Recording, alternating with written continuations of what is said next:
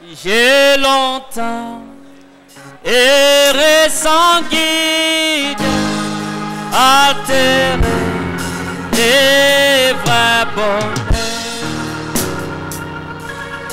Mais hélas, mon cœur avide n'est trouvé que la douleur. Où sera la main puissante qui pourra par son effort m'arrêter sur cette pente où déjà je vois la mort? Un sauveur, Jésus lui-même, et pitié de mon effroi. Il me dit, pécheur, je t'aime, j'ai versé mon sang pour toi. Oh Jésus, ta main puissante m'a sauvé de mon tombeau et tu combles mon attente par le don d'un cœur nouveau.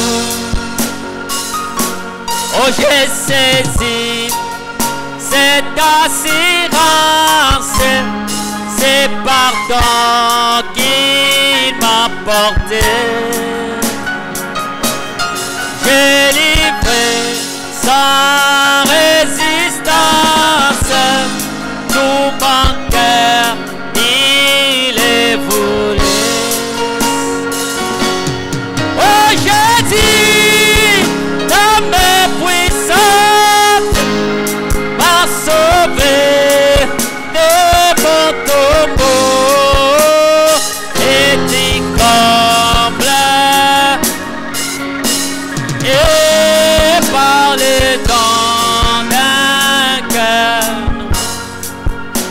Oh, maintenant, de joie en joie, mon sauveur me fait marcher. Par la paix que Christ m'envoie, il ne peut me l'arracher. Oh, c'est Jésus, le serviteur de Dieu David Bonheur va venir prier le Seigneur. Et son amour à Jésus, que Baba, nous élevons nos mains vers le Seigneur. Le Seigneur regarde ton cœur ce soir. Oh, c'est Jésus qui me donne et sa paix et son amour. Oh, à Jésus, je m'abandonne.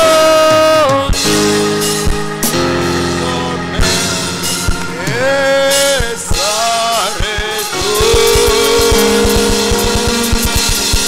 Alléluia. Alléluia. Père Céleste, Seigneur Jésus, Baba mbinguni Bwana Yesu, nous te remercions ce soir tunakushukuru jioni hii pour la grâce que tu nous accordes encore une fois de plus mara moja zaidi de nous réunir dans ta présence, kwa uwepo wako, sachant que tu es déjà là, Seigneur, kwa hapa Bwana, au milieu de nous, kati yetu, pour nous accorder kutupatia tout ce dont nous avons besoin. tunayohitaji. Nous nous sanctifions, Tunajitakasa, nous nous préparons tunajitayarisha pour une nouvelle vision. ajili ya ono mpya. Nous disons ce soir, Sema jioni, encore une fois seulement, Seigneur, tu Bwana, Que nous puissions mourir tuweze dans kufa tous nos péchés. katika dhambi zetu zote. Que nos âmes Acha soient nafsi disposées zetu iwe tayari pour recevoir ili kupokea une effusion umwangiko du moja Saint-Esprit. ya Roho Takatifu. Le Saint-Esprit Roho du Takatifu message. ya ujumbe Nous en avons besoin. tunahitaji yao Maintenant même. sasa tu. Remplis-nous, Seigneur. Jaze Bwana, Viens sur la scène. uje kwa kazi. Baptise ma sœur. Batiza dada Baptise yangu, mon frère. batiza ndugu Nous wangu. sommes là. Tuko hapa Dans la tayari table. Pour tukingoja recevoir kwa ajili ya le kupokea baptême du Saint-Esprit. ubatizo wa Roho Takatifu. Nous mettons loin de nous Tunaweka mbali tout nasi fardeau de péché, mzigo zote za tout dhambi, souci, fadhaiko toute zote, incrédulité, kutokuamini yote, toute pensée négative, mawazo yote tout ce ovu, qui n'est pas de Dieu. yote sio ya Nous kimungu. disons dehors. Toa nje, Nous les chassons loin de nous. fukuza mbali nasi. Seigneur, Bwana, nous avons un seul but. tuna shabaha pekee Nous désirons moja le tu. Saint-Esprit de Dieu Tunataka Roho vivant. Takatifu ya Mungu aliye hai, La vie qui est en Christ. sima ambayo ilikuwa ndani Que ya cela Kristo. vienne ce soir. Acha iwe jioni Habite en nous. ikae ndani mwetu. Que cela soit plus nous qui Acha vivons. isiwe sisi Que ce soit kuishi, Christ en iwe nous, Kristo Seigneur. ndani mwetu. Bwana Père Céleste, Baba wa mbinguni, nous confions notre pasteur entre ta main. tunatolea mchungaji wetu mikononi Que mwako. le Saint-Esprit nous Acha parle. Roho Takatifu itusungumuzie. Que le Saint-Esprit Acha Roho conduise Takatifu iongoze cette hii église kanisa au véritable baptême kwa du Saint-Esprit. ubatizo wa kweli wa Roho Takatifu. Nous voulons le baptême du Tunataka Saint-Esprit ubatizo wa Roho Takatifu authentique, ya Seigneur. kihalisi. Bwana Père, Baba, nous t'élèvons au milieu de nous. tunakuinua katikati yetu, Nous te magnifions au milieu de nous. tunakukuza kati yetu. Nous croyons que tu es au rendez-vous. Kwamba uko kwa Tu es dans cet enseignement. uko ndani ya hii Tu es mafundisho, dans ces réunions. ndani ya mkusanyo huu. Manifeste-toi Jidhihirishe afin que kusudi nous puissions dire réellement, kusema kweli kweli, j'ai écouté ce message. mmesikia hii J'ai ujumbe, été visité nilitembelewa en recevant le kwa Saint-Esprit kupokea à Roho moi. Takatifu ndani mwangu. Bénis tout le monde qui est venu ici. Mtu wote mwenye anakuja Nous hapa, poussons loin de nous usukuma mbali nasi, toute fatigue choko corporelle, yote ya mwili, toute faiblesse, udhaifu tout yoyote, embrouillement, usumbufu yote, tout ce que l'ennemi essaiera d'emmener ici. jaribu Nous kuipeleka disons hapa. loin de nous. Mbali Au nasi, nom de kwa Jésus-Christ. jina la Yesu Kristo, Que la glorieuse présence de Dieu uwepo tukufu ya se Mungu manifeste au-delà des limites. pasipo mpaka. Car nous avons demandé Kwa si par la tunaomba hivyo kwa foi imani dans les noms précieux de katika jina la damani Jésus-Christ, la Yesu Kristo, notre Sauveur. Mwokozi Amen. wetu. Amina.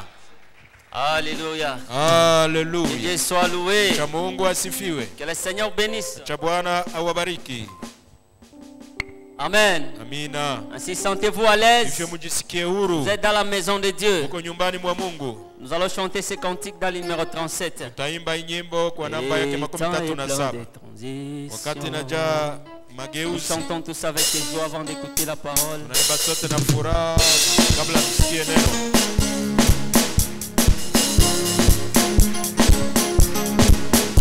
Selanga volume awa.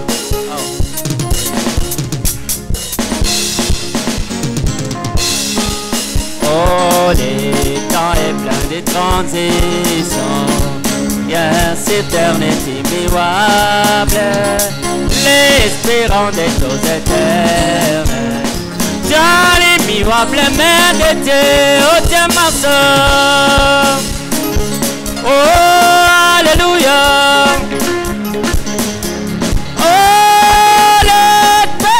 Choses éternelles, dans l'immuable main de Dieu, confie-toi à l'éternel, toi qu'apporte le salut.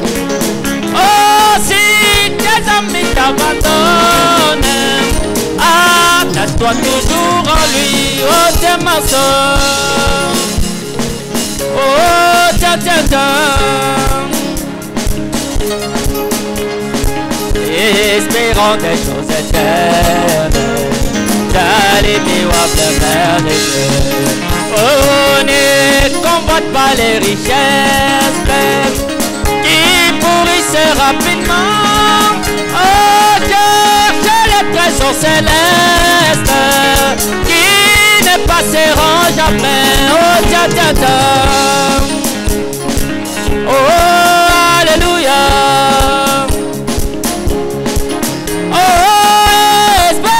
Choses éternelles, dans l'immuable main de Dieu. Quand s'enchaînera ton voyage, si tu es fidèle à Dieu, oh, ton âme ravit dans la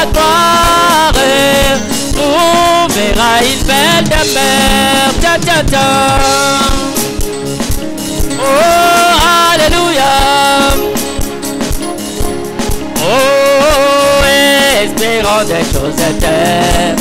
Oh, t'as l'immuable main de Dieu. Oh, t'es ma soeur. Oh, t'es. Oh, espérons des choses éternelles. Et nampenda, alléluia, oh nampenda, amen, nampenda, alléluia, nampenda, et nampenda, alléluia, nampenda, amen, oh alléluia, nampenda. Bwana Yesu aliyenikufia nampenda, amen. Oh, haleluya, nampenda, nampenda Bwana Yesu aliyeniokoa nampenda, amen. Oh, haleluya.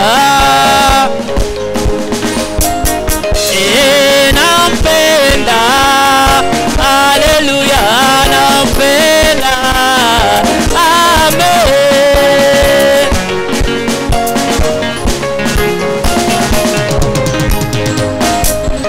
Elimetia nanga yangu kwa Yesu, sitarudi nyuma milele daima.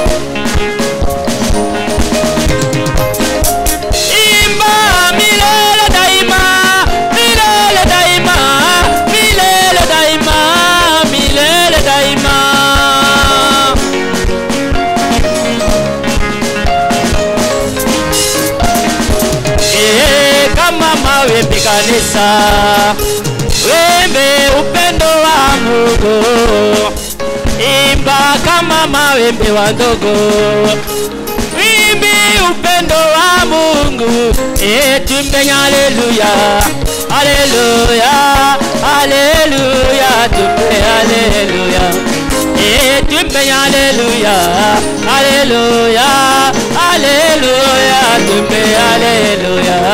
Oh, furani tele, oh anitele, furani tele, oh anitele, furani tele. Oh, Yesu anatembea, oh Yesu anatembea, Yesu anatembea, oh Yesu anatembea, tembea, sana tembea. Twende ni Sayuni, Sayuni, ni Sayuni, ni Sayuni muji. Oh, twende ni Sayuni, Sayuni, ni Sayuni. Sayuni, oh Sayuni, oh Sayuni, Sayuni. Oh, nina imani kwamba nitafika. Haleluya. Imba Sayuni, Sayuni, Sayuni, Sayuni. Nina imani kwamba nitafika.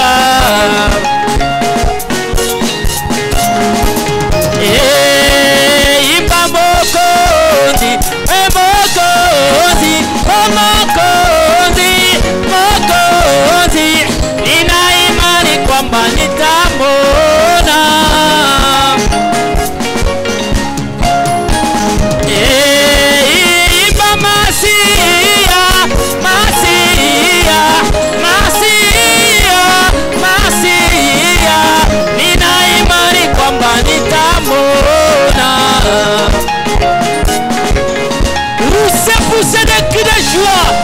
Et Masia, Masia, Masia, Masia, nina imani kwamba nitamwona.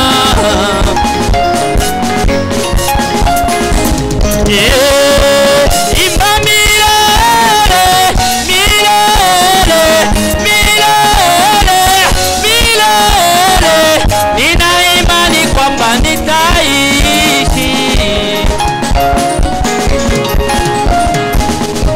Oh, imba milele, milele, milele, milele, nina imani kwamba nitaishi. Oh, imba milele, milele, milele, milele, nina imani kwamba nitaishi, nitaishi milele. Alléluia. Alléluia. Que Dieu soit loué éternellement. Que le Seigneur vous bénisse. Amen. Alors maintenant nous sommes prêts pour la parole. Nous allons nous lever pour appeler les serviteurs de Dieu. Il n'y a pas d'autre nom que le nom de Jésus.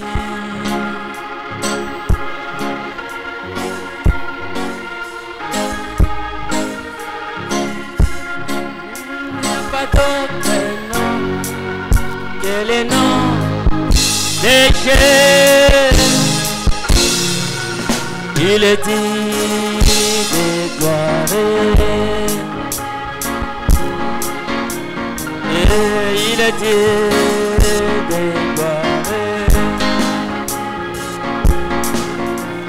Oh, il est dit de gloire.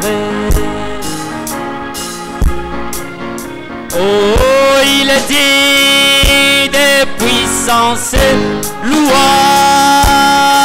Il n'y a pas d'autre nom que le nom de Jésus.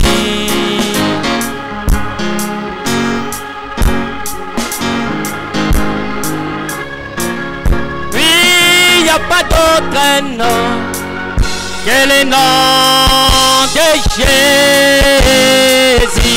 Oh, il était de gloire. Oh, il était de gloire. Oh, il était de puissance, louange. Il n'y a pas d'autre nom que le nom de Jésus.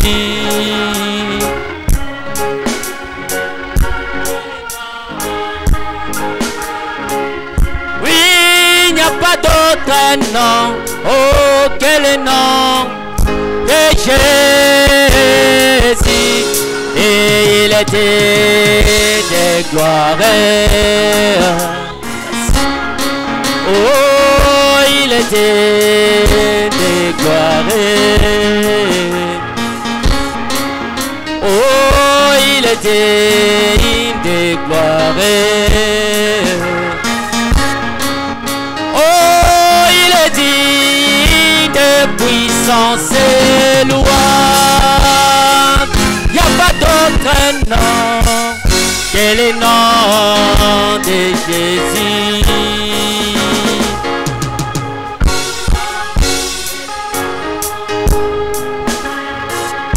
Il n'y a pas d'autre nom que le nom de Jésus.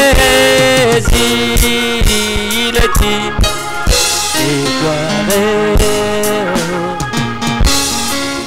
Oh, il est dit de gloire. De donner, il est dit de gloire. Et digne d'honneur, il est digne de puissance et louange. Alors avec le main. nom que le nom de Jésus. Oui. Il n'y a pas d'autre nom que le nom du Seigneur. Il n'y a pas d'autre nom que le nom de Jésus. Il est digne de gloire. Il est digne d'honneur. Il est digne de gloire. Il est digne d'honneur. Il est digne de puissance et louange. Encore une fois, il n'y a pas d'autre nom. Il n'y a pas d'autre nom que le nom du Seigneur. Que le nom de Jésus. Il est digne de gloire et digne d'honneur. Il est digne de gloire et digne. Alléluia! Wonderful, wonderful. Digne d'honneur. Il est digne de puissance et louange. Alors chantons avec le même élément.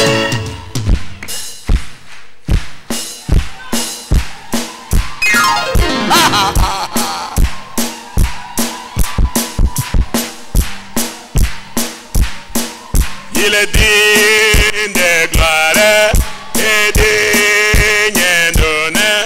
Il est digne de gloire et digne d'honneur. Il est digne de puissance. Pour la dernière fois, il n'y a pas d'autre nom. Oh, c'est bon, c'est merveilleux. Il n'y a pas d'autre nom que le nom du Seigneur.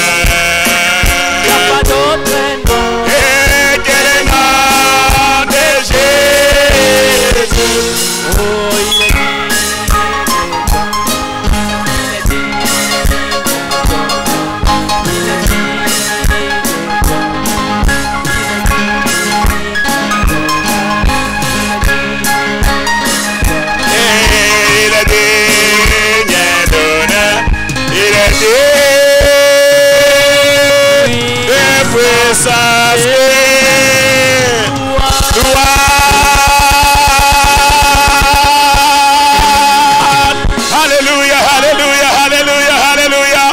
Reçois l'honneur, Seigneur. Reçois la gloire. Reçois l'adoration de ton peuple. Tu es merveilleux. Tu es parfait. Tu es victorieux. Tu es magnifique. À toi soit la louange. À toi soit l'honneur. À toi soit la gloire. Au siècle des siècles. Maintenant, Père, nous nous approchons de toi. Viens nous parler ce matin, ce soir. Viens nous parler ce soir. Viens nous visiter ce soir. Viens nous visiter ce soir. Ce soir, ce soir, nous nous abandonnons à toi. Ce soir, c'est ta soirée. Seigneur, agis. Seigneur, descends. Seigneur, remplis. Seigneur, guéris. Seigneur, bénis. Seigneur, touche. Seigneur, visite. Seigneur, prospère. Seigneur, en ton action. Seigneur, en ton action. Il n'y a pas de démon ici. Le Saint-Esprit est déjà au rendez-vous. Ce soir, ce soir, ce soir, que quelqu'un soit visité. Ce soir, que quelqu'un soit visité. Au nom de Jésus-Christ. Au nom de Jésus-Christ. Au nom de Jésus-Christ. Au nom de Jésus-Christ. Et nous crions Amen. Amen. Et nous disons Amen. Et nous disons Amen. Alléluia. Acclamez le Seigneur Jésus-Christ, là vous êtes.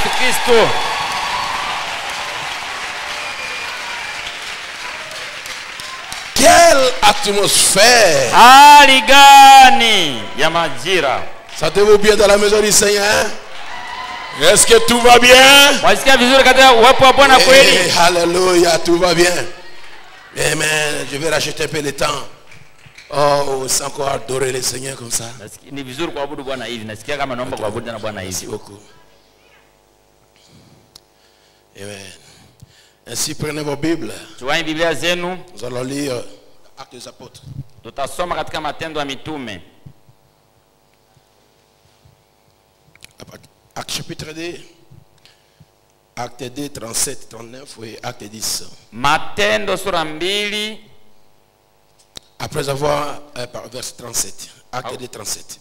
Après avoir entendu ce discours, ils eurent le cœur vivement touché et ils dirent à Pierre et aux autres apôtres, hommes frères, que ferons-nous?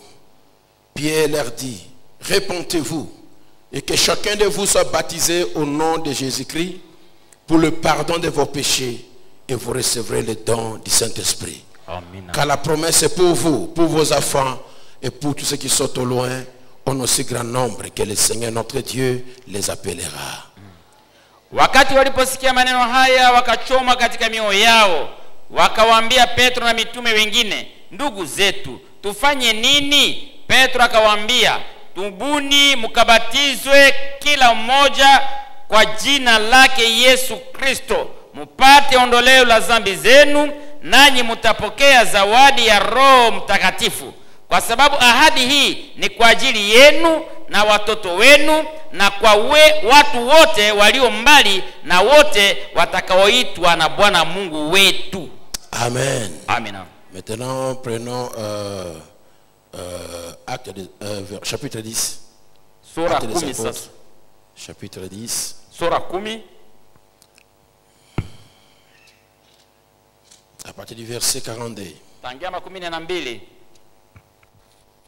Et Jésus nous a ordonné de prêcher au peuple et d'attester que c'est lui qui a établi par Dieu juge de vivants et de morts. Tous les prophètes rendent de lui le témoignage que quiconque croit en lui reçoit par son nom le pardon des péchés. Comme Pierre prononçait encore ce mot, le Saint-Esprit descendit sur tous ceux qui écoutaient la parole. Et tous les fidèles circoncis qui étaient venus avec Pierre furent étonnés de ce que le don du Saint-Esprit était aussi répandu sur les païens. Acte 10, 42 à 45.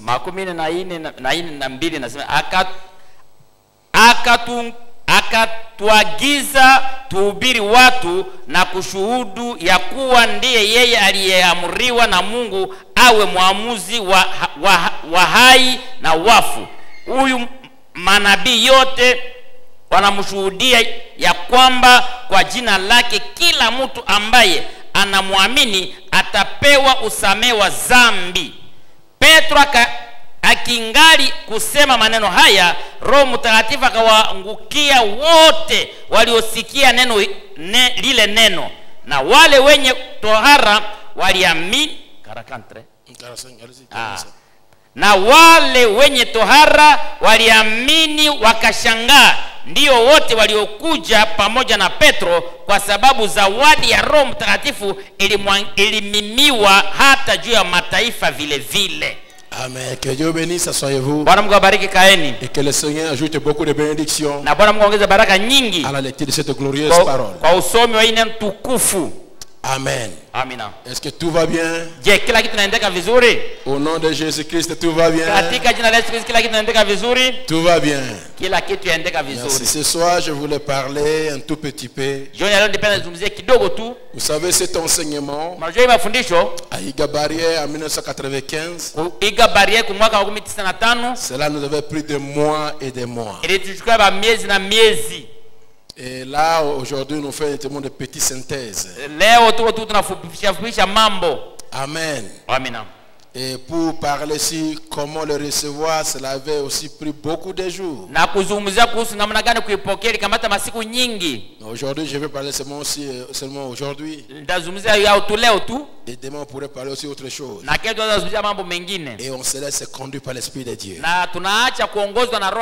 Car ceux qui sont fils de Dieu sont conduits par l'Esprit de Dieu. Est-ce qu'il y a quelqu'un qui a faim du Saint-Esprit ce soir? leo. Amen. Amina. Chez nous, Kwetu nous avons toujours faim et soif du Saint-Esprit. kila mara tuna kiu na njaa ya Roho Takatifu. Même si je le reçois aujourd'hui, Hata naipokea leo. demain je vais encore avoir faim Tena de lui. kesho mimi nitakuwa na kiu njaa yake. Et parce que là je l'ai. Kwa sababu pale niko nayo. Et quand tu reçois le Saint-Esprit, tu sauras que tu l'as. Watu wanapokea Roho Takatifu utajua kusema uko nayo. J'ai reçu le Saint-Esprit Nilipokea Roho Takatifu le 11 tarehe 11 novembre mwezi wa 11 1994 mwaka 1994 à 18h28. na saa 12 dakika 28. Je connais l'heure et la minute Najua saa na dakika et le jour na siku et le mois na mwezi et l'année. na mwaka. Et il ne vieillit jamais. Na yeye Roho Takatifu hazeekake yake. Il ne fait que se rajeunir en moi. Anakuwa hata kijana zaidi na zaidi ndani mwangu. De jour en jour. Siku kwa siku. De jour en jour. Siku kwa siku. Il devient plus fort. Anakuwa nguvu zaidi Qu'au commencement. kuliko mwanzo. Mais là aujourd'hui, Lakini hapa leo j'ai encore besoin du Saint-Esprit. ningalihitaji Roho Takatifu. C'est pas que j'ai perdu l'autre que j'avais. Sio kusema nilipoteza ule nilipata mbele. Non. Sivyo. Il est toujours là. Yuko tu pale. Il est toujours là. Yuko tu Mais pale. il faut ajouter. Yafaa kuongeza. Et encore. Na tena. Et encore. Na tena. Et encore. Na tena. Et encore. Na tena. Si tu as le Saint-Esprit, Kama una Roho Takatifu, tu auras soif du utakuwa na kiu Saint-Esprit. ya Roho Takatifu.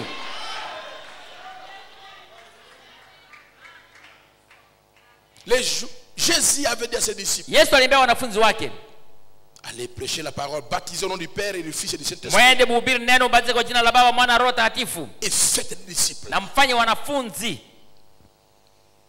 Mais après il dit, n'allez pas encore. Kisha sema msiende kwanza, Attendez à Jérusalem. mongoje Yerusalema. Mais vous savez, Na mwajua avant le 11 novembre, mbele ya tarehe 11 mwezi wa 11 j'ai fait encore une expérience du Saint-Esprit. nilifanya zoezi ya Roho Takatifu. La colonne fait tourner la salle. Nguzo ya moto ingia katika chumba, Et a commencé à tourner autour de ikaanza moi. zunguka kando kando yangu.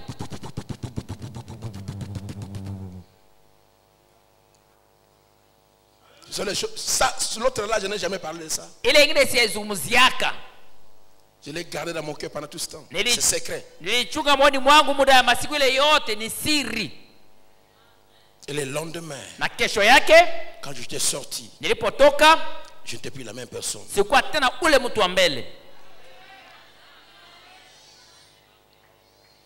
C'était au mois d'avril, Ilikuwa kwa mwezi wa 4 1994 toujours. mwaka wa 1994 tu. Je n'étais plus la même personne. Je n'étais plus la même personne. Sikuwa tena ule mtu wa mbele. Oh, laissez-moi laisser ces choses. Acha niache Et venons ile. ici. Turudie hapa. Et je veux que quelqu'un ici Napenda mtu moja hapa reçoive quelque chose. apokee kitu fulani. Sur ce qu'il avait déjà reçu Yule avant. yenyewe alishapokea mbele. Est-ce que tu le crois? Je, unaiamini kweli? Le Saint-Esprit n'a pas de limite. Roho Takatifu anake mpaka. L'année prochaine, Mwaka kesho on va encore prêcher sur cela. tunahubiri tena juu yenyewe. Et souvent nous prêchons pour les gens qui venaient de croire. Na mara tunahubiri juu ya wenyewe wanatoka kuamini. Mais nous profitons aussi, n'est-ce pas? Tunafaidika nayo, sivyo? Jésus a dit, attendez à Jérusalem. Yesu asema mungoe Ils sont Yerusalemu remplis de la puissance d'Aoud. mpaka mjazo uwezo toka juu. Et ils s'assirent à Jérusalem. Wakakaa Ils Yerusalemu. attendaient. Ils attendaient. Wakangoya. Et peut-être après 5 jours, Siku Matthieu a tano. pu dire, mes frères, Mathayo asema ndugu zangu, je crois qu'on a déjà sasa réussi. tushapata nini? Moi, je crois qu'on a déjà réussi. Mimi naamini yangu tushapata. Et pourquoi on reste ici? Kwa hiyo tunabakia tu hapa 5, hivi. c'est la grâce. Siku tano siko neema. On a déjà la chose. Tushapata ile kitu. Pierre a dit, attendez. Petro za ngoya. Attendez. Ngoya.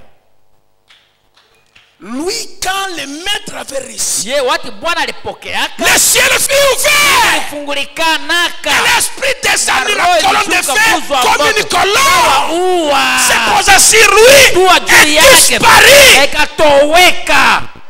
Et comment nous on va recevoir kimia comme Na ça? wala tutapokea tu kimya kimya tu hivi. Attendons. Tungoe kwanza. Le 7e jour, Siku ya 7.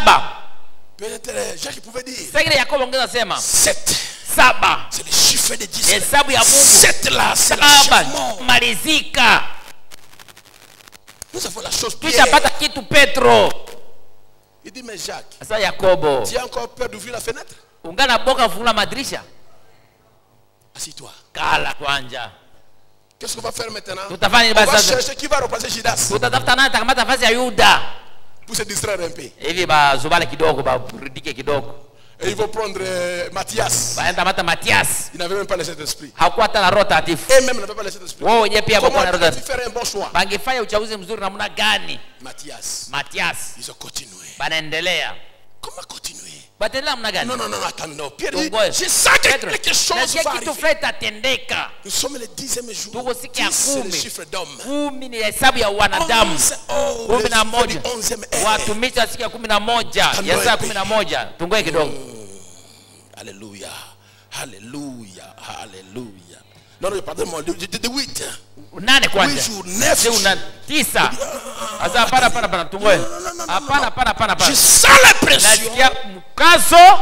Je sens que quelque chose approche. Kitu fulani karibia.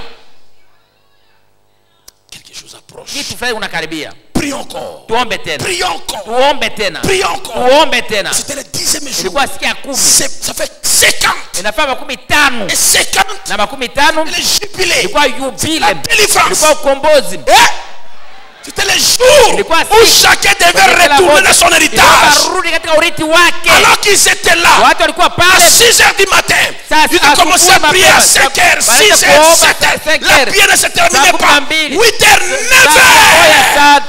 9 heures. Les cieux s'ouvrirent. Les cieux s'ouvrirent. Les cieux s'ouvrirent. Maintenant la colombe commençait à venir comme un tourbillon. Comme un tourbillon. Comme un tourbillon. Et dans le tourbillon, il y avait le feu. Dans le tourbillon, il y avait le feu. Et subitement, Pierre s'est relevé. Il a dit, Jacques, je vois le feu sur ta tête. J'ai dit, mais Pierre, toi aussi, tu as le feu sur la tête. Marie vient et dit, mais je ne comprends pas. Marthe, je vois le feu. Toi aussi, tu as le feu. Oh, criez mon alléluia. Chacun d'eux avait le feu sur la tête. Oh, jamais ce feu-là. Subitement, ce feu-là disparaît. Quand le feu disparaît, le feu entra à l'intérieur. Comme les colombes étaient entrées dans le cœur du Seigneur. Mon frère, d'autres sortis par la porte, d'autres par la fenêtre, d'autres ils parlaient en langue et titubaient. C'était quoi ça? C'est que Joël avait parlé. Les gens m'ont dit, regardez ces femmes-là, ils sont ivres. Ils ont pris le mandraba. Non, ils ont pris le quoi? Le toboka. Pierre a dit, attendez, on n'a pas pris primousse ici. Ça, ça n'est pas du primousse. Ça, ce n'est pas de l'alcool. Ça, ce n'est pas le bière. Ça, ce n'est pas... Ce n'est pas un passola. Ce n'est pas d'opel. Ça, c'est ce que Joël a parlé au dernier jour.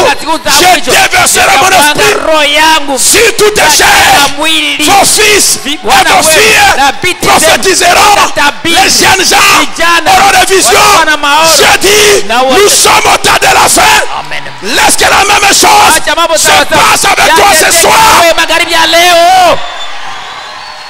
Que le même Saint-Esprit dévale sur toi, dévale sur toi, descende sur toi, coule sur toi, descend.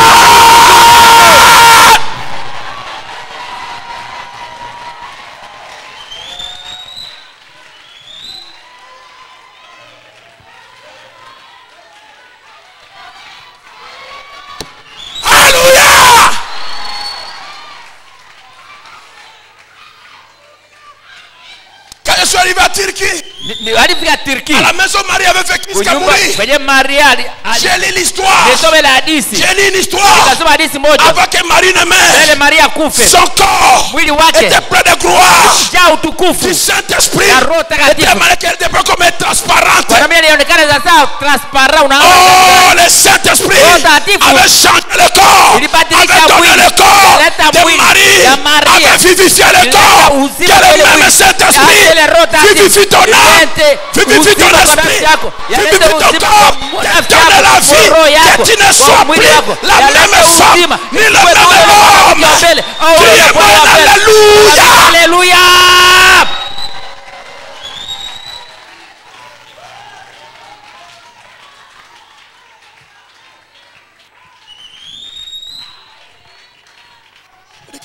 Son corps était lumineux, transparent. Et tous les apôtres étaient là sauf Thomas. On n'avait aucune lettre. Mais le Saint-Esprit dit à chaque apôtre, va à Éphèse, et tous arrivaient, sauf Thomas. Il venait de l'Inde, il arriva en retard. Et tous étaient les 11 étaient là. Quand Marie mourit, et ils partirent enterrer. Ils ne permettaient pas que les gens arrivent là où l'avons enterré. Mais mon prophète a dit, Marie mourit à Éphèse, fut enterrée à Éphèse. Branham n'a pas menti. C'est la vérité. Amen. Et alors, Pierre leur dit, ce que vous voyez là, c'est ce que... Ah là là, je sens comme Pierre ce soir. Ça, c'est ce qu'avait dit Joël. Au dernier jour, je déverserai mon esprit sur toutes tes chairs. Vos fils et vos filles vont prophétiser. Est-ce que tu les crois? Est-ce que tu le crois? Tu vas prophétiser. Je te dis que tu vas prophétiser. Prophétiser, c'est parler des choses qui vont se réaliser. Tu vas dire des choses qui vont s'accomplir. Vos fils et vos filles prophétiseront. Les jeunes gens, les jeunes garçons et les jeunes filles auront des visions. Ça, c'est normal. Vous devez avoir des visions. Jeunes gens et jeunes filles, ce n'est pas interdit. C'est ainsi dit le Seigneur.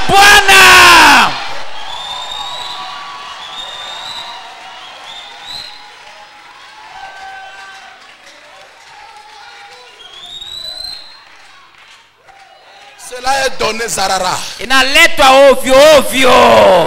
Prophétiser. Tabirini. Voyez des visions. Maono. Et nous les vieillards. Deuxième âge.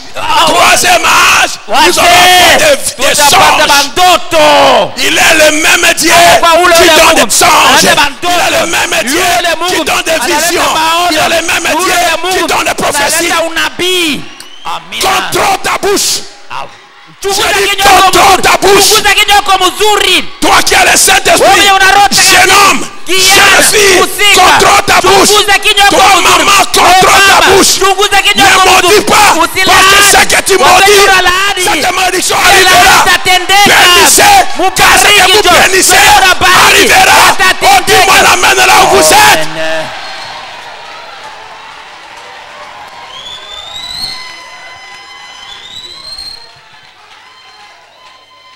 Tu es sous colère là. Qui va prophétiser? Tu te dis, tu as prophétisé l'esprit de vol à ton enfant. Qui va ôter ça? Toi-même va te dire, tu n'es plus Moïbi. Parce que les paroles de ta bouche seront des prophéties. On dit moi si vous le croyez. Olinga, tu vas prédire la chose. Alléluia. Alors les frères, les gens qui étaient là, c'est vrai. Et Pierre a parlé encore. Homme frère, que ferons-nous? Pierre a dit, la première chose, voulez-vous voir ce que nous on a? Voulez-vous voir le Saint-Esprit? Repentez-vous. Repentir signifie prenez des choses de faire demi-tour. Repentez-vous. Alors frère, oh tu peux te noir là. Il n'y a pas de soleil ici, ok? Merci. Il n'y a pas de soleil ici.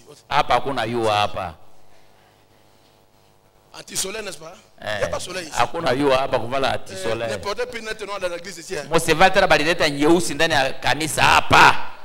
Ok? Twasikizana? Quand vous entrez là, mettez votre... Watu naingia hapa nitia ndani mfuko. Il n'y a pas de soleil ici. Hapa hakuna jua. Est-ce qu'on dit cela anti-église? Non, c'est anti-soleil. Anti-soleil. Si je te vois comme ça, je dis, oh, c'est là. Kama nakuona hata na mesa ondoa yao. Entre parenthèses, mkato. On doit respecter la présence du Saint-Esprit. Tunapasha heshimia uwepo wa Roho Takatifu. Amen. Si on parle de s'habiller mal, kama basa jua mavazi mbaya, comment aussi l'accoutrement. Yafaa kujua namna mashoneo pia. OK, entre parenthèses. Mkato. Ça va Philippe? Ton histoire là, hein? Ile mambo yako. Ton visage, hein? Hapana tena usura wako. Tu vas porter là dehors. Utavala nje. Hein? Oh, porter là. Non, tu n'es pas garde de corps ici. Ako garde corps. Garde de corps ici quand il vient. Ata garde corps la toshaka linete yake. Merci. Asante.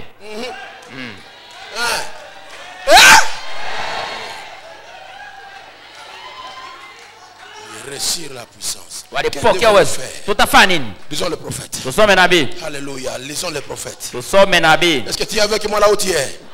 Uko vizuri pale huko. Est-ce que tu es avec moi? Uko pamoja nami haki. Est-ce que tu es avec moi? Uko pamoja nami. Comment faire pour recevoir le Saint-Esprit? Utafanya nini hivyo pokea Roho Takatifu? Repentez-vous. Tubuni. Amina. Prenez une décision de faire demi-tour. Kata shauri ya kugeuka. Change! Badirika. Rejette tes sales habitudes. Tabia chafu. Repentez-vous. Tubuni. Confesse tes péchés devant Dieu. J'arrête. Kili zabia kombela Musa mina acha. 103, un guide. Mwongozi 103. Pierre a été conduit à dire. Petro aliongozwa kusema katika Matendo 2:18. Comment recevoir le Saint-Esprit? Namna gani kupokea Roho Takatifu? Il a dit repentez-vous. Sasa tubuni. Et que chacun de vous soit baptisé. Na kila mmoja wenu abatizwe au nom de Jésus-Christ. Katika jina la Yesu Kristo. Pour le pardon de vos péchés. Kwa usamaha wa dhambi zenu. Et ensuite, na kisha le guide s'occupera de vous. Mwongozi atakufadhaikia.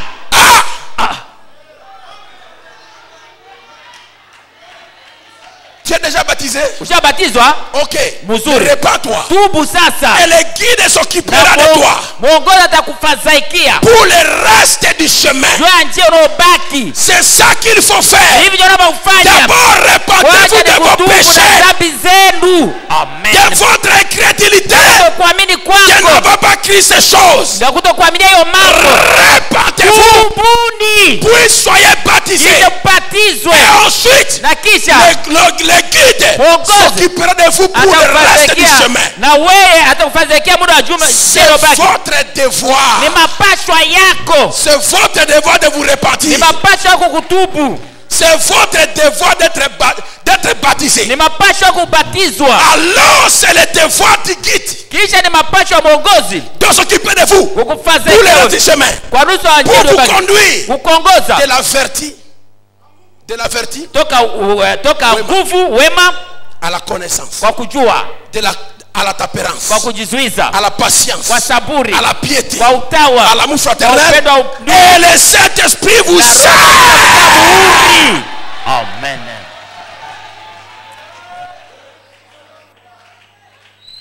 Si tu vois que depuis que tu as reçu le Saint-Esprit,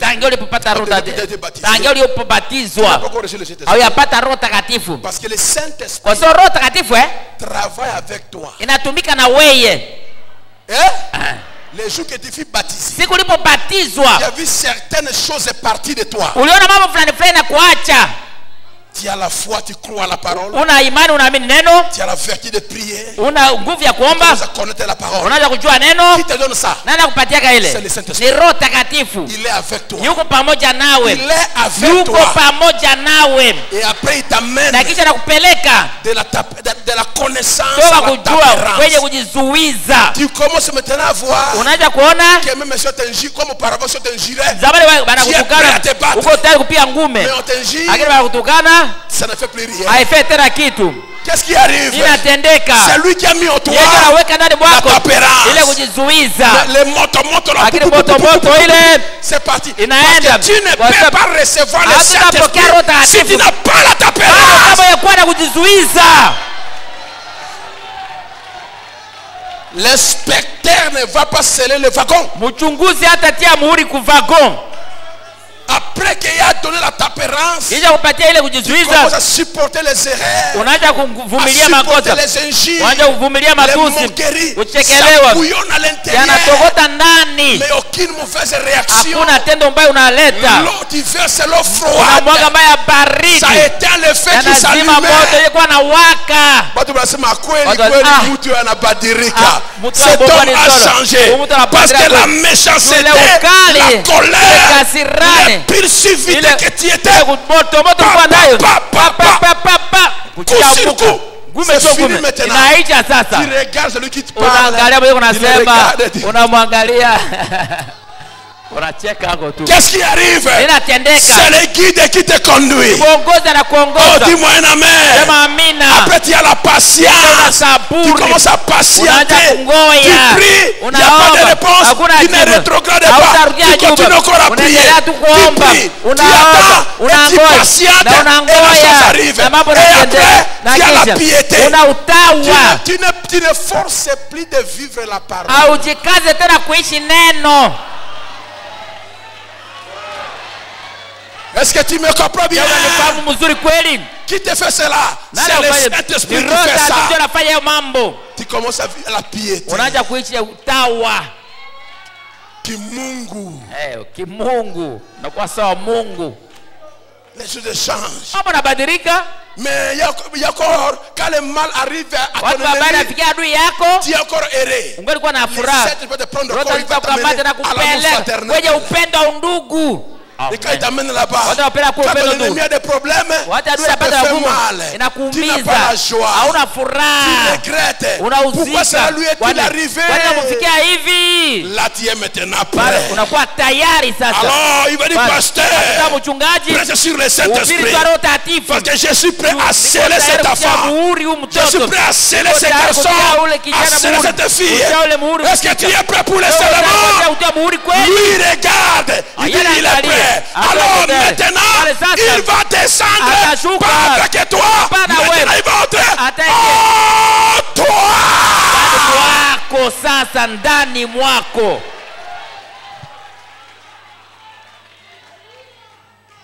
Si tu as compris, dis-moi un amen. Kama unafahamu sema amina.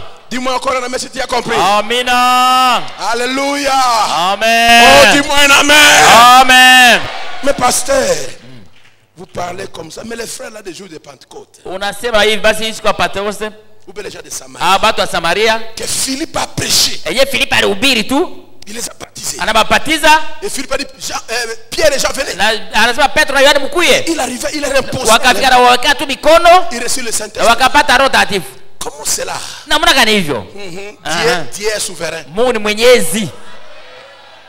Je dis Dieu est souverain. Mungu ni mwenyezi. Il peut te donner le Saint-Esprit. Toi qui fus baptisé hier là. Anaweza kupatia Roho Mtakatifu. Il peut te donner le Saint-Esprit aujourd'hui. Anapatia Roho Mtakatifu leo. Alors que l'autre sœur là, Na dada mwingine ule qui a déjà depuis 2015, tangia 2012, 2015 2012 depuis 96, Ah, il est ici. makumi tisa na Ou tisa bien iko elle est hapa. ici, Ai. elle n'a pas encore la chose. hayapata ile kitu. Les apôtres ont fait 40 jours. Mitume walifanya siku 40. Les gens de Samarie ont fait combien de jours? Watu wa Samaria siku ngapi? Quelques jours seulement. Siku chache tu peke yake. Est-ce que c'était le même Saint-Esprit? Ni ile Roho Mtakatifu kweli? Est-ce que c'était le même Ni ile Saint-Esprit? Roho Mtakatifu kweli? Oh, je n'ai pas écouté ça. Sikusikia hiyo. Mais regardez bien. Mwangalie vizuri sasa. Les apôtres Wa mitume attendirent le Saint-Esprit walikuwa Roho dans la Mtakatifu chambre haute. katika chumba cha juu. Parce que le Seigneur Juu Bwana leur avait dit attendez. aliwaambia mungoe Yerusalema. Mais quand Philippe Wati a Filipo baptisé à Samarie, pata Usamaria. il n'a pas dit les gens de Samarie. Akwambia watu wa Allons à la Samaria. chambre haute. Wende ujumba cha juu. Hapana. Pierre, Sasa Petro, Jean, Yohana, venez. ukuje.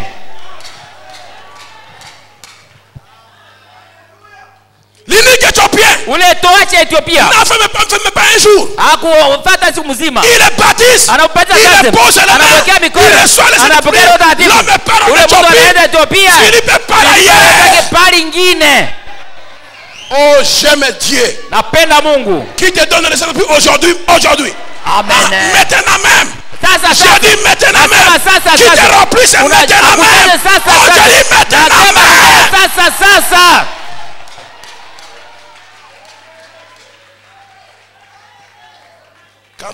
à Samarie, wakati Petro afika Samaria, il dit, bien-aimé, sasa wapendwa, nous n'allons pas à la chambre haute. hatutaenda katika chumba cha juu. C'est moi qui ai la clé. Mimi ndio wafunguo. J'ouvre une autre manière. Nafungula namna nyingine. L'imposition des mains. Kuwekewa mikono. Amen. Tu peux dire amen à ça? Amina. Lisons le prophète. Tusome nabii. Alléluia. Et Pierre dit, j'ouvre la porte. Petro sasa fungua mlango. Amina. Question réponse 15 mai 54. Tarehe 15 mwezi wa 5 mwaka 54. Est-ce que le Saint-Esprit se donne encore par l'imposition des mains? Je, Roho Takatifu ngana naletewa kupitia kuwekewa mikono? C'est ce qu'ont fait les disciples Pierre, Paul et ainsi de suite. Hivi ndio mitume alifanya Petro, Paulo na wengine. Est-ce c'est encore possible? Inawezekana tena kweli? Paul l'a reçu de cette façon. Paulo alipokea kwa namna ile. Tu veux écouter la réponse? Napenda usikie jibu Comment faire pour le recevoir? Namna gani kuifanya hivi uipokee? Répands-toi. Tubuni, Change ta voix. badilisha njia yako. Rejette le mal. Tupa mabaya. Prends la bonne décision. Kamata shauri mzuri. Laissez le péché. Na uache dhambi. Sois baptisé au nom de Jésus-Christ. Upate jina la Yesu Tu Kristo. l'as déjà fait. Ulishaifanya.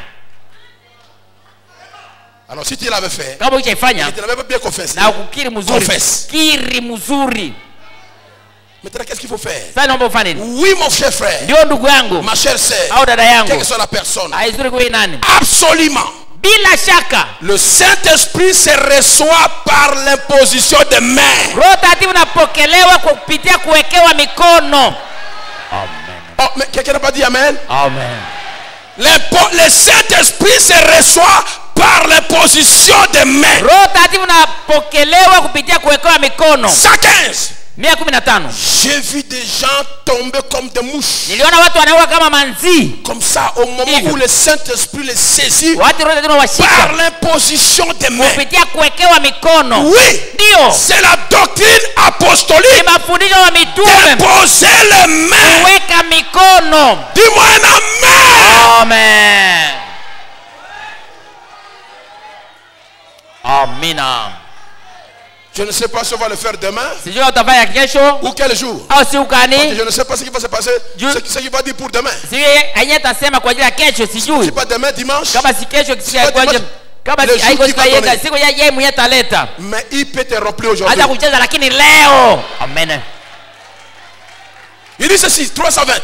312. L'imposition des mains Kuwekewa mikono est le moyen par lequel nous pouvons recevoir le ni Saint-Esprit. namna kupitia yeye tunaweza pokea Roho Takatifu. L'imposition des mains Kuwekewa par mikono une personne ouate, kupitia mtu mwenye anapakaliwa. pas n'importe qui, Haiko haizuru nani? pas n'importe quel pape, Haiko haizuru papa gani? n'importe quel archevêque, Au askofu gani? n'importe quel prédicateur, Au mhubiri gani? une personne ouate. Anapakaliwa. Amen.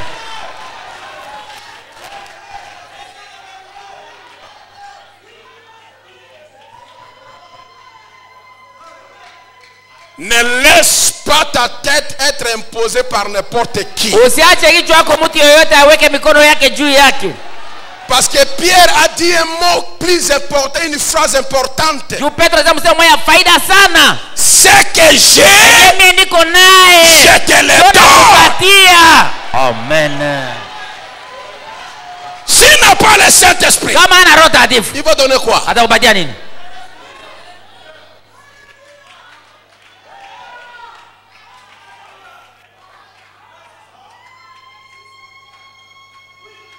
Alléluia! Amina. Sois sûr!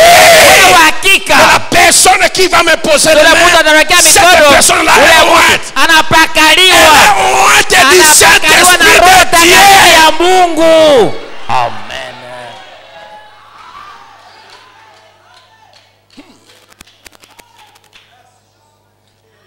Paul, mon frère, Paul ndugu yangu, le Seigneur Jésus m'a dit Bwana Yesu ananiambia de venir t'imposer les mains nikene kuwekea mikono pour que tu voies ili uone et que tu sois baptisé au nom de Jésus. na ubatizwe katika maji katika jina la Yesu Tes Kristo péchés pardonnés ili dhambi yako et kusamehewe tu reçoives le na Saint-Esprit. upokee Roho Takatifu. Moi, c'est Anania. Mie Anania.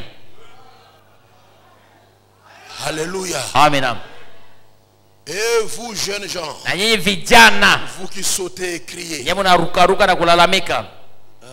est-ce que vous connaissez, vous savez parler du Messie? Mnajua mtasikia wanasema jua Masia. Avez-vous reçu le Saint-Esprit Mshapata Roho Takatifu kweli? avec vos cris de joie? Na basauti yenu furaha ile. Ça c'était à Éphèse. Hapa ilikuwa za kwa Efeso C'était à Gora, Ilikuwa kugora. le grand marché Ile d'Éphèse. soko kubwa ya Efeso. Je suis arrivé là-bas, Nilifika kule. là où Paul vendait les tentes. Kwenye Paulo alikuwa anauza Il bahema. avait raconté ces gens-là. Alikutana na wale watu. Ça s'appelait Agora. Basi inaitwa Gora. Et vous criez beaucoup. Je Mnalalamika sana, mimi naona kanisa vous criez mnalalamika mkutano kule. Avez-vous déjà reçu le Saint-Esprit Mshapata Roho Takatifu kweli? depuis que vous avez écrit? Tangia mlipoamini. Bla bla bla bla. Bla, bla, bla, De bla, quel baptême êtes-vous Basi baptisé? mlibatizwa na ubatizo gani? Bla bla Bla bla bla bla. Allez, dans l'eau d'abord. Ndani ya mai kwanza, ndani ya mai kwanza. Dans l'eau. Ndani ya Et quand mai. il sortit de Watu l'eau, wanatoka ndani ya il mai. dit Sasa Paul, Paulo qui avait reçu le main d'Anania mikono ya Anania dans ses mains, akanyosha il mikono yake pose aux 12 akaweka kwa wale 12 et les 12 na wale 12 reçurent le wakapokea Saint-Esprit. Roho Takatifu. Oh, alléluia! Le Saint-Esprit, Roho Takatifu de la même manière que Corona se contamine, na mbona korona inajiambukiza, le Saint-Esprit Roho se Takatifu contamine. inaambukizwa vile. Celui qui l'a, Mwenye naye il ndio contamine, il kuambukiza, contamine, wanakumbukiza il contamine, il contamine, et cette contamination continuera jusqu'au confin de la terre. dunia.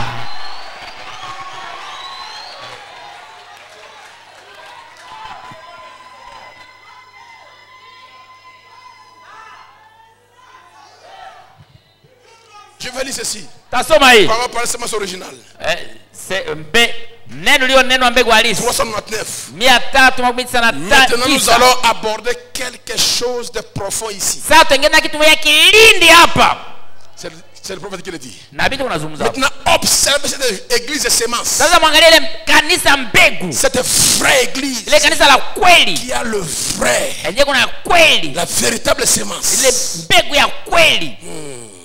Maintenant, sasa souvenez-vous, kumbukeni, Dieu n'a jamais confié sa prédication et son évangile à un ange. Mungu anataka mahubiri yake au injili kwa malaika. Amen. Combien savent cela? Wangapi wanaijua? Combien savent que Paul a dit que si un ange venait du ciel, wangapi wanajua Paulo anasema kama malaika anatoka mbinguni prêcher une évangile autre que ce que nous prêchons qui soit maudit. Na ubiri injili tofauti na tunahubiri alaniwe.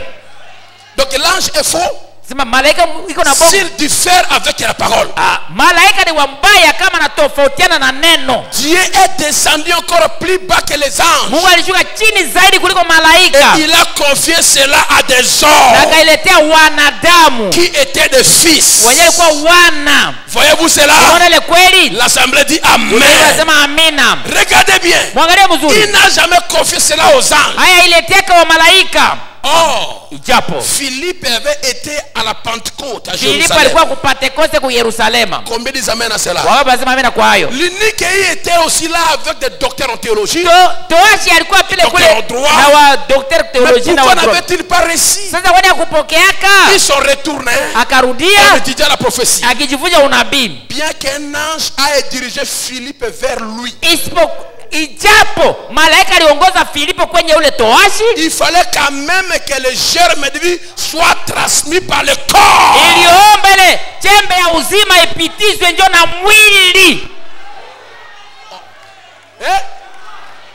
Le germe de vie sort par le corps. Ile chembe ya uzima natoka kupitia mwili. Par Philippe. Kupitia Filipo. Ça c'est une chose profonde. Hiyo ni kitu kilindi sana. A dit le prophète. Nabii anasema. Maintenant nous nous alignons parfaitement. Sasa tuingia na mstari kabisa. D'où est venu le germe? Ile mbegu ilitokea wapi? A-t-il été transmis par l'ange? Yalipitizwa na malaika? Non. Hapana. L'ange lui a indiqué où aller. Malaika alimuonyesha wapi aende. Un ange était messager. Malaika alikuwa mjumbe. Mais ici il y a un fils. Hapa kuna mwana. Philippe avait le germe. Alikuwa na ile chembe chembe ya uzima. Le message. Ujumbe. La parole. Neno. Voilà comment un enfant peut naître. Philippe lui a imposé les mains. Philippe l'a baptisé au nom de Jésus-Christ.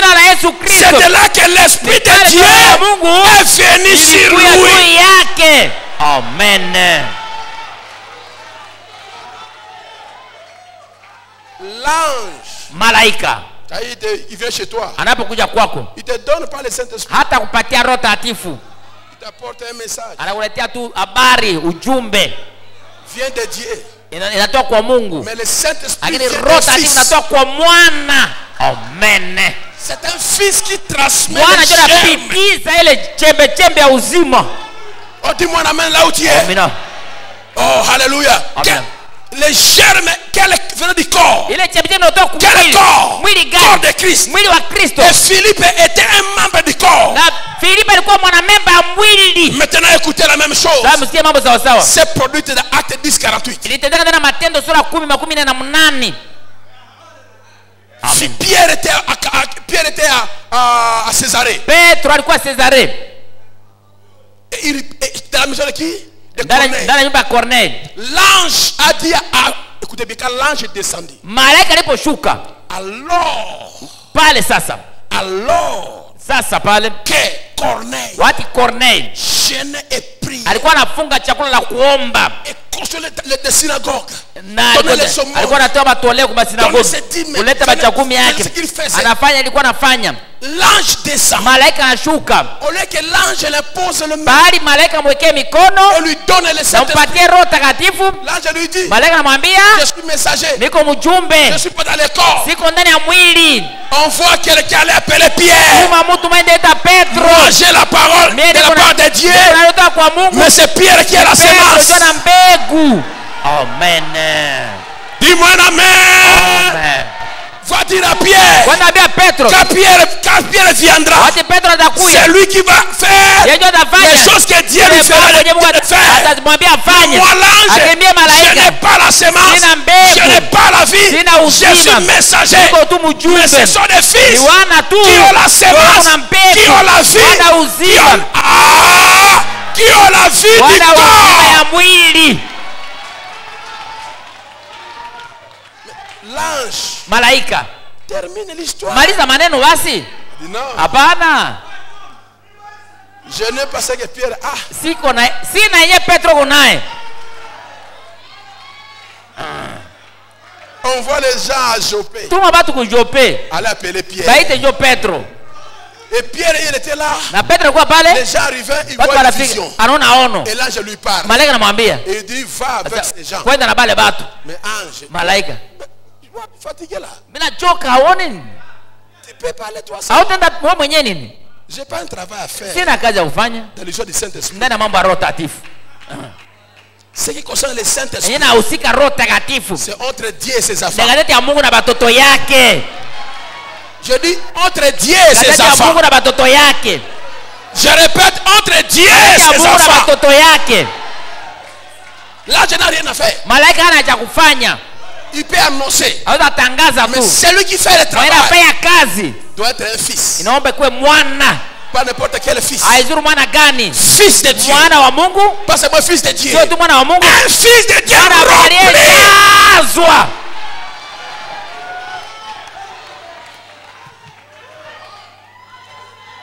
Et voilà que Pierre arrive Sasa Petro anafika sasa chez Corneille. kwa Corneli. Corneille lui raconte sa vie. Corneli anamuelezea maisha yake. Alléluia. Amina. Il lui raconte sa vie. Anamuelezea maisha yake. Quand il termine à raconter, Watu wanaweza kuhadithia. Pierre prend la parole. Petro akamata neno. Mais écoutez la même chose. Pierre était sur le toit. Petro alikuwa Un darini. ange lui a dirigé vers la maison de Corneille. Malaika akamwongoza kwenye nyumba ya Mais Corneli. toute la parole est intervenue du corps. Neno litoa wapi kwa mwili? Je me sens vraiment bien. Nasikia vizuri J'ai sana. envie de cheminer. Iko sawa niendelee. Un ange est venu. Malaika anakuja. Un ange est venu. Malaika Il a dit, ne anakuja t'inquiète pas. Ne usiuzike. regarde rien comme souillé. Usiangalie chochote kama Allez, mchafu. va, ne Kwenda. t'imagine rien. Usiwaze Et chochote. comme Pierre prononçait ces mots, Namuna Petro alikuwa tamka hii misemwa. pas l'ange, Hapana malaika. pas le cardinal, Hapana kardinali. comme Pierre prononçait ces mots, Namuna Petro alikuwa tamka hiyo misemwa. qu'est-ce? Nini? Il était le corps. Alikuwa mwili. Pierre était le corps Petro de alikuwa Christ, mwili wa Kristo. membre du corps. Ana memba wa mwili. Il avait la parole. Alikuwa na neno Et la parole s'est implantée. na neno Oh lipatwa. frère, Oh ndugu, ndugu, l'ange a dirigé la chose. malaika aliongoza jambo, Mais la vie lakini a uzima été transmise ulipitishwa par le corps kupitia de mwili Christ. wa Kristo. Amen.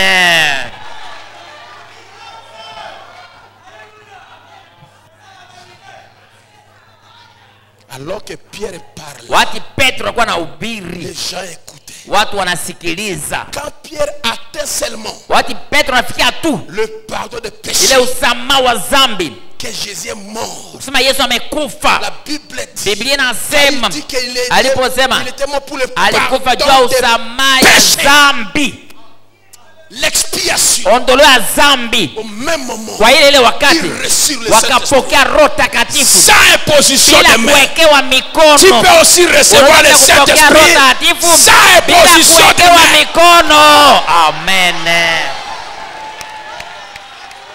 Je n'ai pas écouté un amen. Sikia amina. La parole sort. Hubiriwa Si la foi est kama imani là-bas, iko kule, Dieu peut te remplir Jaza au même kwa ile moment où Dieu est bali wewe assis. unakaa. Amen.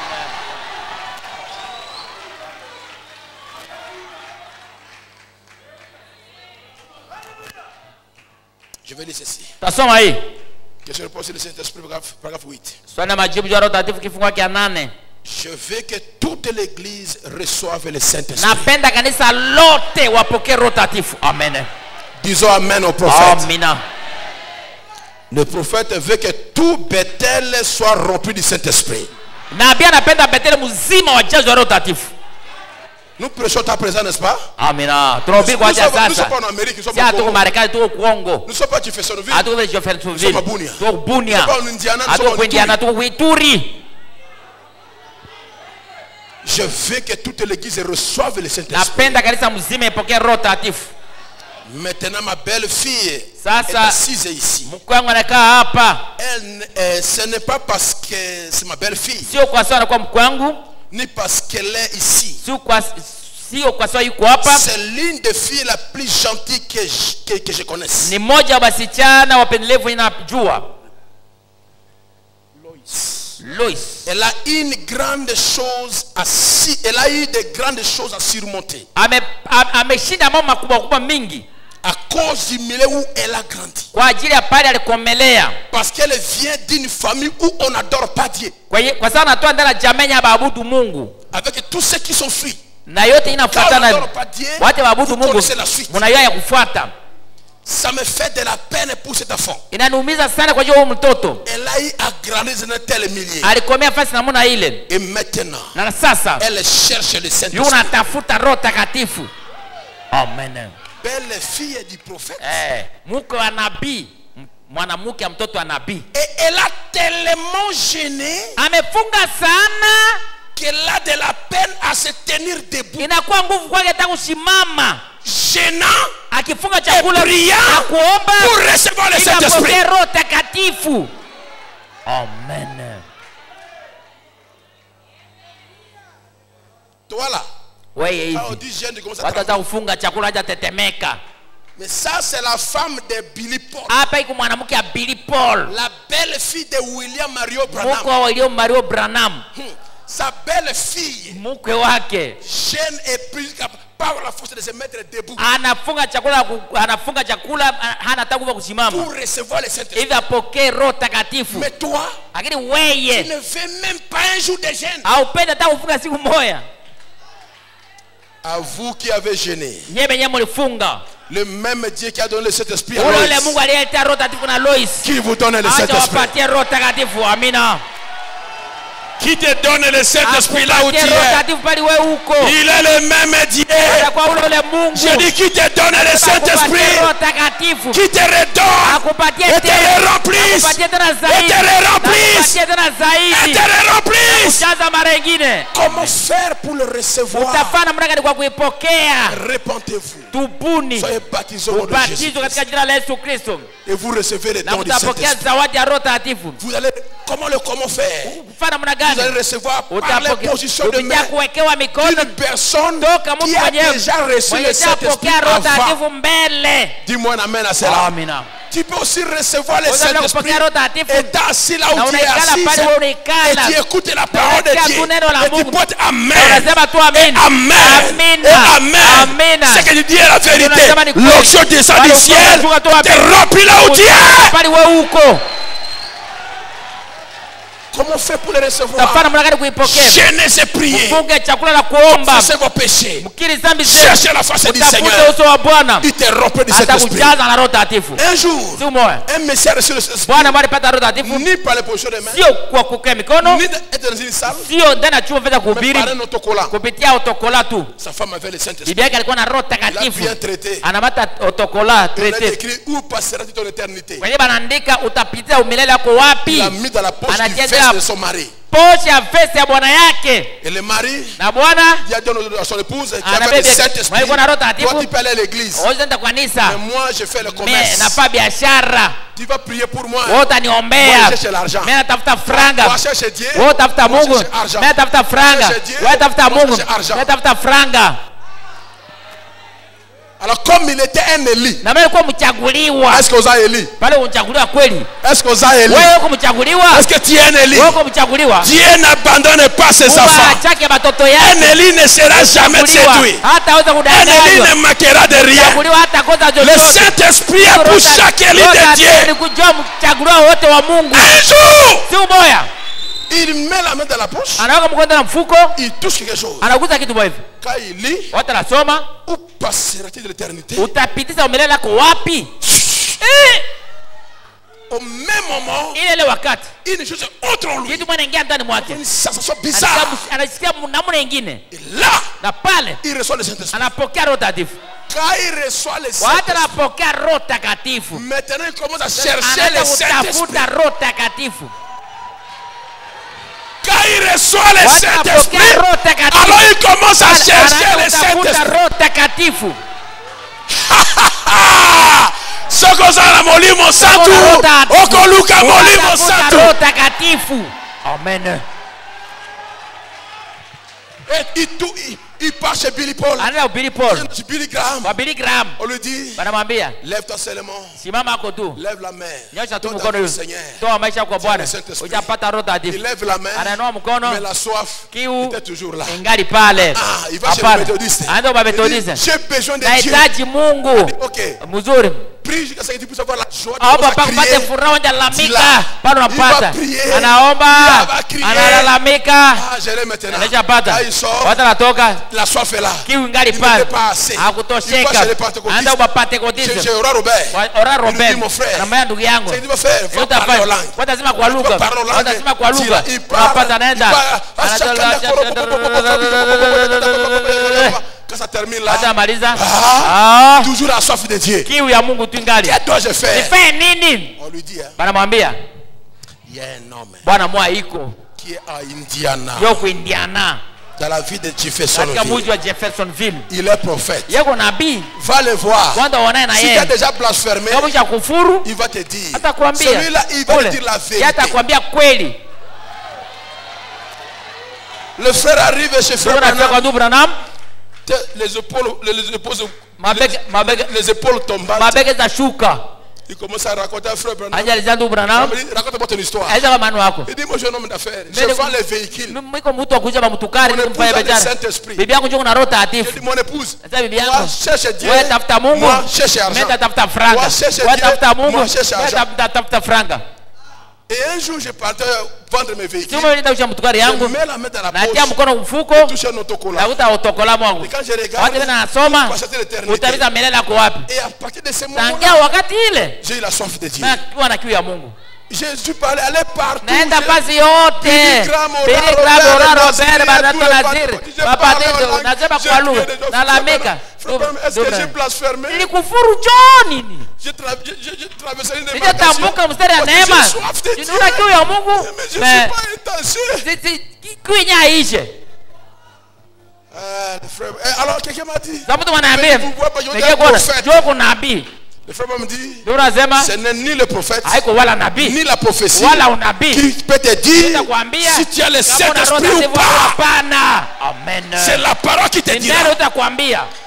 Maintenant, pour ton cas, kwa ajili ya maneno yako sasa. Écoute maintenant. Sikia sasa. Quand tu as pris Watu l'autocollant kamata tu otokola et que tu as lu na ça, unasoma. Branham entre dans la Branham vision. anaingia na ono Ah, j'aime l'homme de na Kentucky. pendo ule mtu wa Kentucky. Il entre dans la vision. Anaingia na ono Il dit, asema quand tu as lu ça, watu ulisoma tu as senti une ulisikia sensation bizarre de msimuko moyo na traverser. kutambuka. Oui, oui, je l'ai Ndio, senti. nilisikiaga hivi. C'est à ce Ile moment-là wakati que ndio tu avais reçu le ulipataka Saint-Esprit. Roho Takatifu. Amen. L'homme dit quoi? Sasa nini? L'homme qui était comme ça, il a commencé à sauter. Depuis tout ce temps-là, j'avais le Saint-Esprit. J'avais le Saint-Esprit. J'avais le... Oui, c'est le Saint-Esprit qui a besoin du Saint-Esprit. Amen.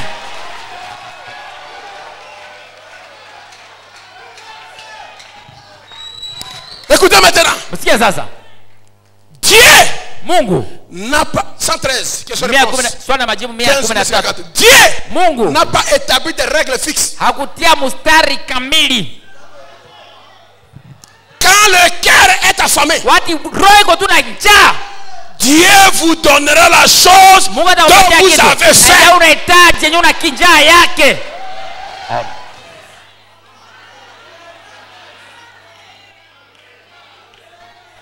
Merci.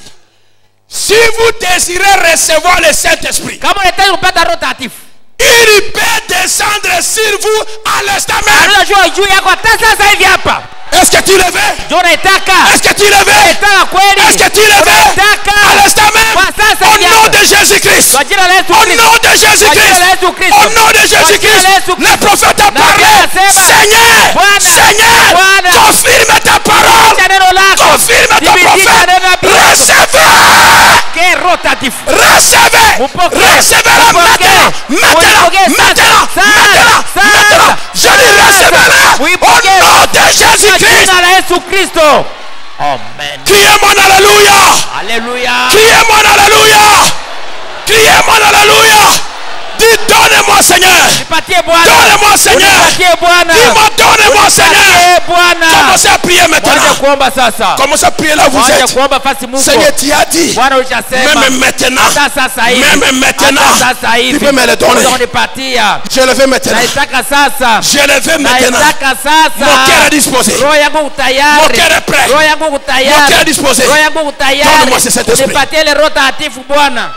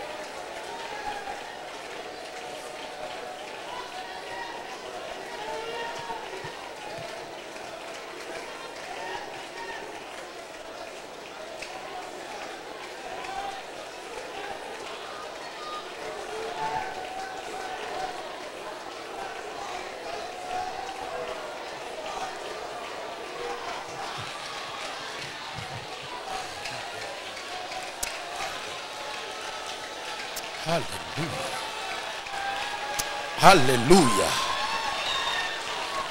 Alléluia. Alléluia. Le Saint-Esprit est dans cette salle ce soir. Alléluia. Gloire à Dieu. L'onction du Saint-Esprit. Le Saint-Esprit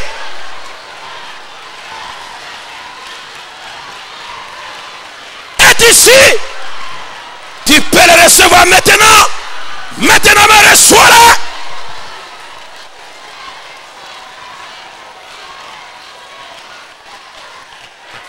Aïe, aïe, aïe, aïe, aïe, aïe. Aïe, aïe. Gloire.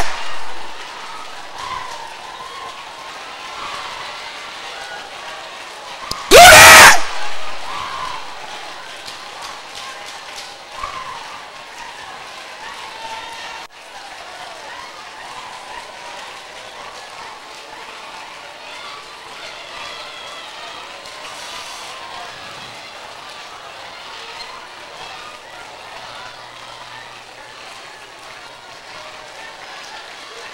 Alléluia. Aïe, aïe, aïe, aïe, aïe, aïe, aïe, aïe, aïe, aïe. Oh, Père, sois loué. Père, sois loué.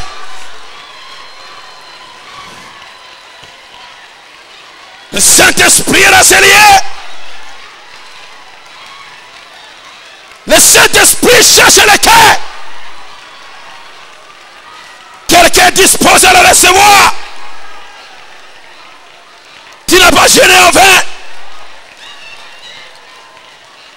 La nuée de gloire, la colonne de feu est en train de se mouvoir. Wingi wa utukufu kunatembea.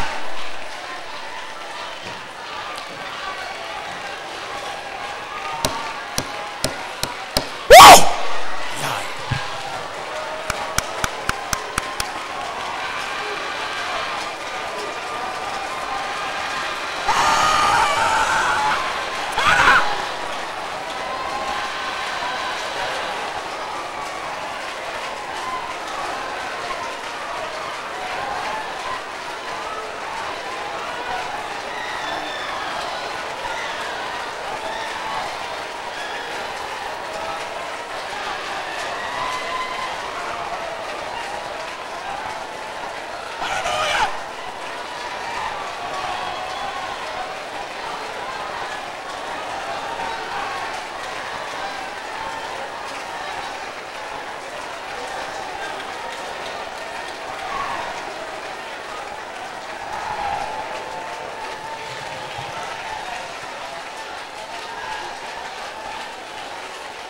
Il a dit, je déverserai mon esprit sur toute chair. Alisema ndamwanga roho yangu juu ya kila mwili. Oh, que son esprit se déverse ce soir. Roho yake mwanga magharibi ya Son leo. esprit est de se mouvoir ce soir. Tembea magharibi ya leo. Sur toute chair. Kila mwili. Sur toute chair. Kila mwili. Sur toute chair. Kila mwili. Le Saint-Esprit Roho est Takatifu en train de se mouvoir. inatembea.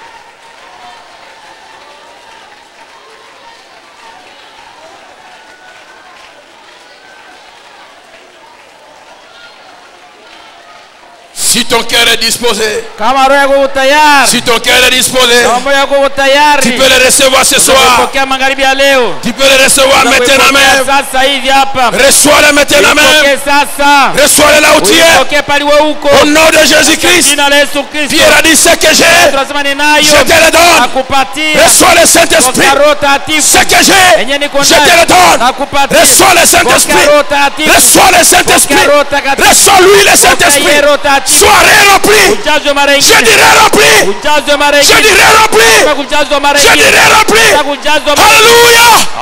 Alléluia. Alléluia. Alléluia. Recevez-le.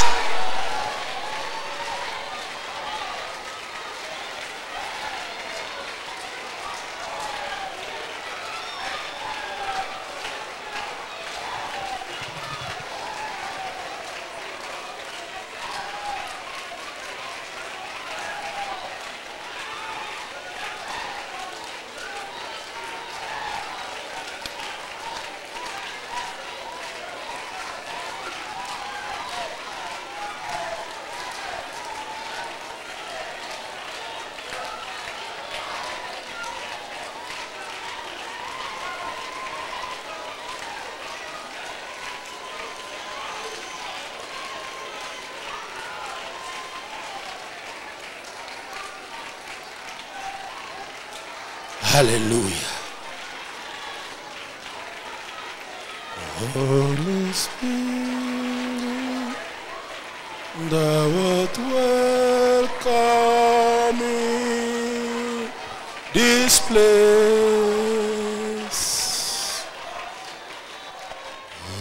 Holy Spirit, thou art welcome in this place. Omnipotent Father of mercies and grace, thou art welcome in this place.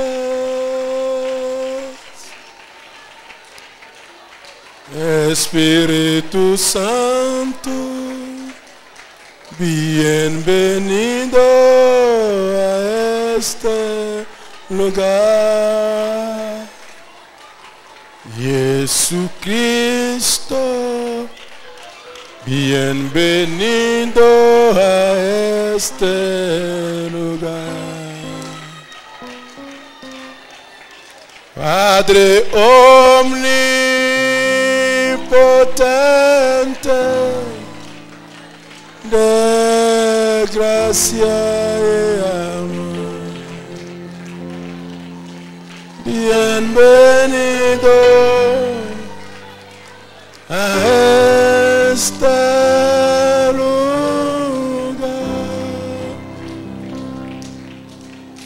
Bienvenido a este lugar.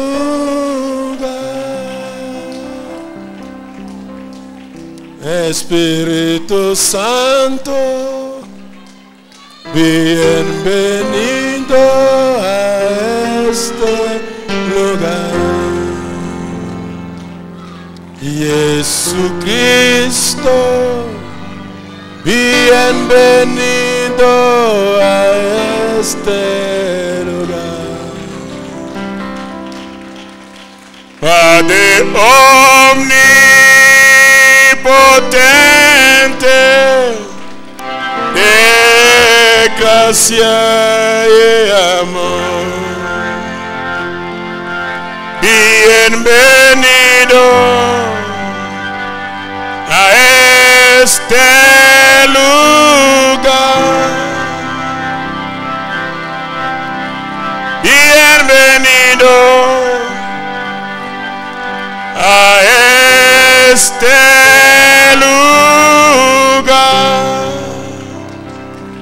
Le Saint-Esprit, Rotatifu. ce soir, Magharibi ya leo avait rendez-vous avec quelqu'un. alikuwa na rendezvous na mtu mmoja. Il veut te remplir ce soir. Il veut te remplir ce soir. Anapenda kujaza magharibi ya leo. Il veut te lever ce soir. Anapenda kutoa magharibi ya leo. Il veut t'accorder une portion satisfaisante ce soir. Anapenda upatie sehemu ya kutoshesha magharibi ya leo. Une portion de toi. Une portion de toi. Pour vaincre ma nature, il me faut une portion de toi.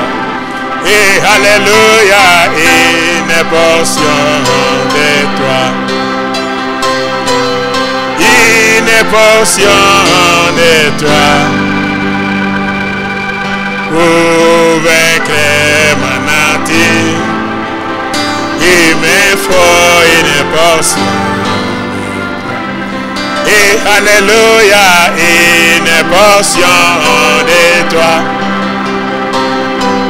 Une portion de toi. Pour mourir moi-même, il me faut une portion. Et alléluia, une portion de toi. Une portion de toi. Pour mourir moi-même, que le nom de Jéhovah soit loué. Alléluia, une portion de toi. Une portion de toi. Pour vaincre le péché, il me faut une portion. Et alléluia, une portion. Oh, levez-nous debout pour prier. Ah, et de toi.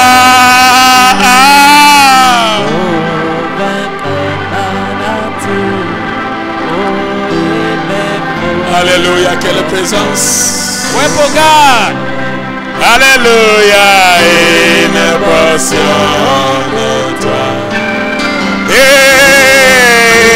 Une portion de toi. Pour mourir moi-même, il me faut une portion de toi. Yemba, une portion de toi. Une portion de toi.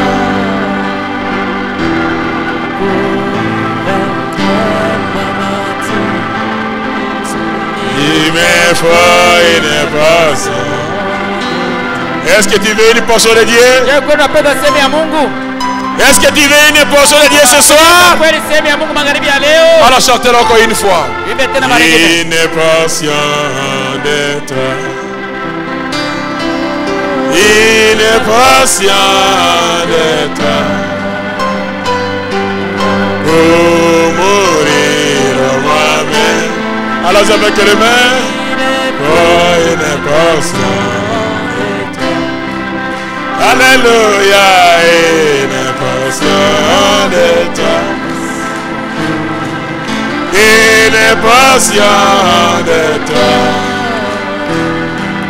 Pour vaincre ma nature, il me faut une portion de toi. Alléluia, une portion de toi. Une portion de toi. Pour vaincre ma nature, il me faut une portion. Alléluia. Alléluia. Alléluia. Alléluia. Alléluia. Alléluia, oh Seigneur, une portion de toi. Une portion de toi. Merci Seigneur ce soir. Une portion de toi est tombée dans mon cœur. J'ai dit Alléluia. J'ai crié Alléluia. Nous crions Alléluia. Nous crions Alléluia. Nous crions Hosanna. Hosanna. Reçois la louange Seigneur. Reçois la gloire Seigneur. Reçois les acclamations Père. Alléluia. Au nom du Seigneur Jésus-Christ. Au nom du Seigneur Jésus-Christ. Bénis ton église. Remplis ton église. Remplis ton église. Remplis ton église. Remplis ton église. Je ne peux notre prière. Je dis seulement une portion de toi pour les prédicateurs. Une portion de toi pour les diacres. Une portion de toi pour les huissiers. Une portion de toi pour les administrateurs, pour les techniciens, pour les croyants, pour chaque personne ce soir ici, pour le pasteur, une portion de toi, une portion de toi, une portion de toi, une portion de toi, une portion de toi, au nom de Jésus-Christ, au nom de Jésus-Christ, au nom de Jésus-Christ, au nom de Jésus-Christ, au nom de Jésus-Christ, crions merci Seigneur. Amen. Disons merci Seigneur. Disons merci Seigneur. Bénis les 10 000 enfants de Seigneur. Au nom de Jésus-Christ. Amen. Amen. Amen. Amen. Amen. Amen. Amen. Acclamez le Seigneur. Alléluia.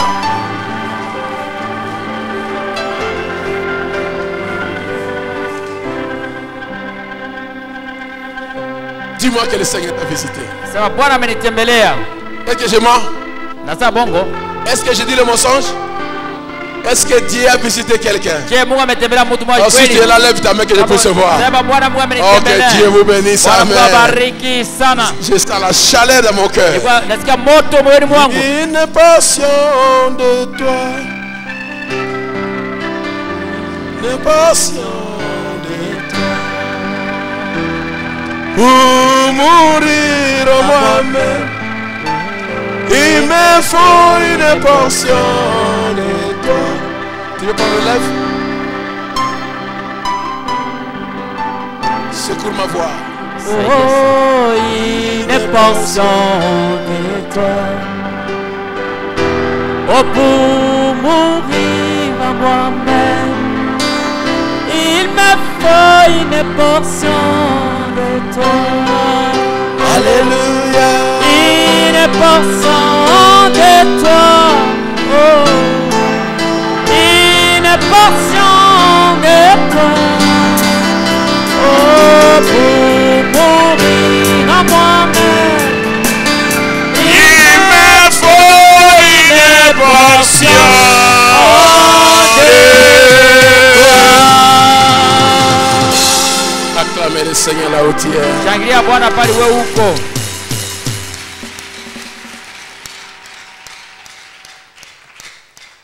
Le frère Moïse Mbabini vous salue tous au nom de Jésus-Christ. Ndugu Mwenyezi Mungu apenda wasalimia wote katika jina la Bwana Yesu Kristo. Le pasteur David Mchungaji David de Malabo en Guinée équatoriale wa Malabo Guinea Equatorial m'a demandé de vous saluer au nom de Jésus-Christ. alinisini wasalimu katika jina la Bwana Yesu Kristo. Amen. Amina. La sœur Fouébé de Tchai remercie grandement le Très-Haut. Dada Foiboya chana shukuru Bwana sana. Après la prière du diacre Béabo, Kisha maombi ya shemashi Beabo, sa belle-fille a accouché sans difficulté. mke wake alizaa bila magumu yoyote. Que le nom de Dieu soit loué à jamais. Jina la Bwana litukuzwe daima. La sœur Jeanne Bamanissa Dada Jean Bamanyisa remercie Dieu pour sa guérison de la tension artérielle. anashukuru Mungu juu ya uponyaji wake ya tension arterienne. Acclamons le Seigneur pour ce Tushangilie Bwana kwa ajili ya ushuhuda zote. Le frère Katembo Alphonse Ndugu Katembo Alphonse demande la prière pour son épouse qui sent le malaise tout le corps. anaomba maombi juu ya mke wake anasikia maumivu mwili La mzima. sœur Angèle Bazokwane Dada Angel Bwazokwane demande la prière pour sa sœur Marie à Kisangani, anaomba maombi juu ya dada yake Maria qui est très Kisangani, souffrante, que Dieu de Branham puisse la guérir. anagonjwa sana, Mungu Abrahamu amponye. La sœur Dorcas Ngolu Dada Dorcas Ngolu demande que Dieu lui donne l'intelligence à l'école anaomba Mungu mpatie akili masomoni et que Dieu guérisse le mari de sa tante qui souffre de la paralysie. na Mungu aponyeshe bwana yake na shangazi yake anateseka na La paralizi. sœur Bahati Liripa Dada Bahati Liripa demande que Dieu puisse guérir la plaie suite au panaris. Mungu aponye kidonda ya mududu. La sœur Marimbu se demande la prière pour son petit-fils souffrant de forte toux. Dada Maribusa naomba maombi juu ya mjukulu wake anateseka na kikozi ya nguvu. Et la sœur Shalom Job demande la prière pour son fils qui souffre de la malaria. Na Shalom Job naomba maombi juu ya mtoto wake anateseka na malaria. Le frère Dieu merci Tunganyabo Ndugu Dieu merci Tunganyabo demande la prière pour sa mère qui souffre d'un abcès. anaomba maombi juu ya mama yake anateseka na kivimba. La sœur Esther Bongisse Dada Esther Bongise demande la prière pour son voisin souffrant de diabète et la tension artérielle. anaomba maombi juu ya jirani yake anateseka na diabete na tension. La sœur Charlotte Banyiki Dada Charlotte Banyiki a la toux et son petit-fils est perdu, que Dieu puisse retrouver la fond. ana kikohozi na mjukulu wake anapotea, Mungu amupate amrudishe. Le frère Jacques Katanabo souffre de rhumatisme. Jacques Atarabo anateseka na rhumatisme. Une portion de toi. Donc demain on va encore revenir ici. Kesho tarudia hapa On jeûne. tukifunga chakula. Amen. Amina. Est-ce que ça va? Inaendeka? Le jeûne ça va? Kufunga chakula inaendeka? Oh gloire à Dieu. Utukufu kwa Mungu. On ne sait pas si on va avoir l'imposition de mettre demain. Hatujui kama tutakuwa kuweka mikono kesho. Je ne sais pas encore. Siyajua bado. Tout est conduit par le Seigneur. Kila kitu kinaongozwa na Bwana. Voulez-vous qu'on soit conduit par le Seigneur? Unapenda tuongozwe na Bwana? Merci beaucoup. Frère Asante Franck. sana. Où est Franck? Dieu te bénisse. Tu es Mungu revenu. awabariki. Umerudi? Tu as quand même taillé la barbe. Sois le bienvenu à la maison. Karibu nyumbani. Merci. Asante. Et ceux qui savent voyager, qui sont revenus, que Dieu bénisse. Waliosafiri wamerudi, Bwana Mungu awabariki. Bien-aimés hommes de Dieu, Watumishi wa que Dieu Mungu, vous bénisse tous. Bwana Mungu awabariki wote watumishi wa Mungu. Amen. C'est Deborah Ngaburo est ici? Dada Deborah Ngaburo. Oui, là, là. Oui. Est-ce que Pasteur Raymond est ici? Et Mabanga? Dites-lui que j'ai besoin de lui, s'il peut venir demain. Mhitaji na mhitaji kama unaweza fika kesho. Atie kwa mtu mwingine ubiri fasi ya kwa. Eh? Itaye. Benga ye. Kama nakata sema yeku ya kwanza pastor atatina kukushere.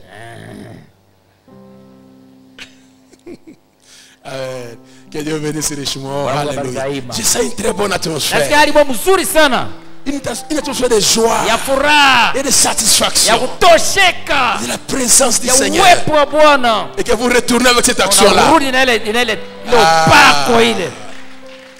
Allez vite avec les offrandes. Mwende bio na matoleo. Amen. Le temps. Wakati. Un jour, on va oublier un peu le temps. Siku moja tasahau wakati. Jusqu'à ce que Paka. couvre-feu nous trouve ici. Couvre-feu na tukuta hapa. Utarudi aje. Ozonga ndenge nini? Pastor utapakia kushare wewe peke wako. Uko na wao mafunguro machupi basi haina bote. Diake niambia pasteur tu sitakwenda juu ya couvre-feu. Bwana sa pastor tokende para couvre-feu. Diake anyota mimi sisikie takunyota yake. Merci beaucoup, que Dieu soit loué. Bwana Mungu ashukuriwe. Oh, venez demain avec l'expectative. Kuje kesho na mwana jongojelea. Dieu peut encore donner encore une option demain. Pako ingine kesho. Amina. Il peut encore. Anaweza tena. Ça dépend de la soif qui se trouve dans les choses. Inafuatana na kiu yenye ndani ya watu. Alléluia. Amina. Je vais la voir et la Napenda voir. na kupata.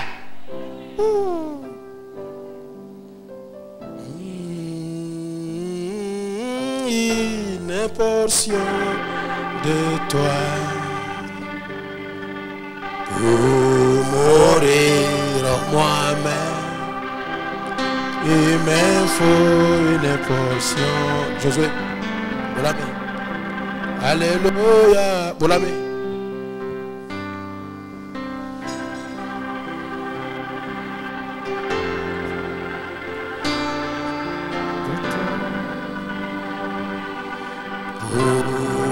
Levons-nous debout.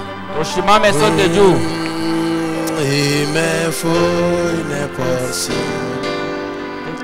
Et alléluia, une portion de toi. Et une portion de toi. Pour vaincre ma nature. Il me faut une portion de toi. Alléluia, une portion de toi.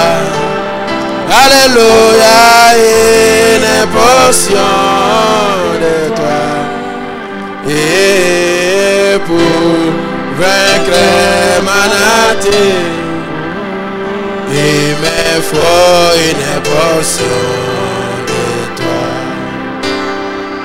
Seigneur Dieu bien-aimé, Bwana Mungu mpendwa, nous disons merci. tunasema asante.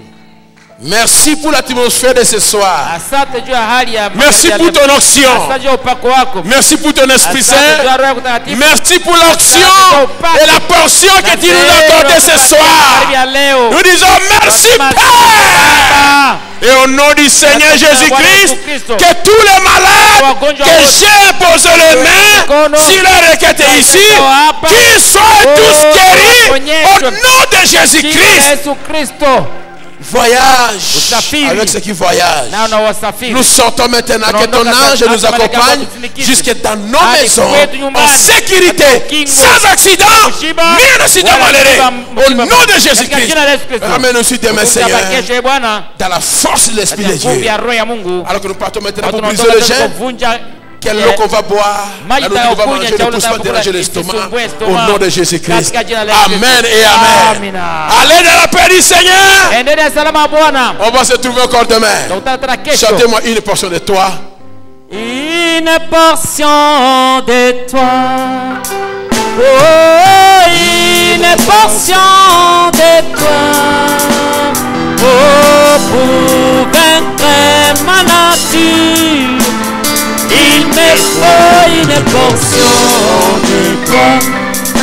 Alléluia, une portion de toi.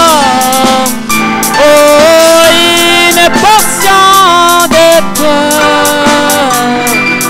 Pour mourir à moi-même, il me faut une portion de toi. Oh, une portion de toi. Oh, une portion de toi. Pour vaincre ma nature, il me faut une portion de toi. Samson, il est la mort. Il demanda une portion de toi. Pour vaincre sa nature, il fallait une portion de Jésus.